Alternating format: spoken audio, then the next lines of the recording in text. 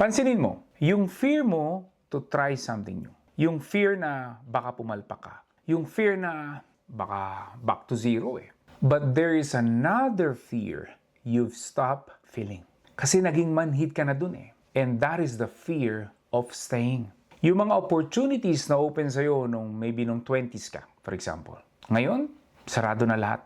Yung dekadang sinunog mo sa same commute, same boring meeting, same cubicle. Yung anak mong lumalaki nang hindi mo nakikita. Kasi pagdating mo sa bahay, tulog na sila. At pag alis mo, hindi pa sila gising. Yung utak mo na dati kayang-kayang mag-juggle ng 3 projects. Ngayon, kahit isang bagong maybe AI app lang, ayaw mo nang aralin. At yan ang trap na hindi mo namamalayan. And it happens to Filipino professionals who look fine from the outside.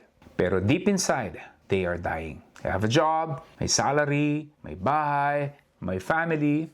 Walang dramatic crisis. Walang firing, no quitting, walang ulcers or heart attacks. Pero pag tinanong ka, what changed in your life in the last 5 years? Tumahimik ka. You see, you won't fail because you mess up a big decision. You will fail because you didn't make a decision.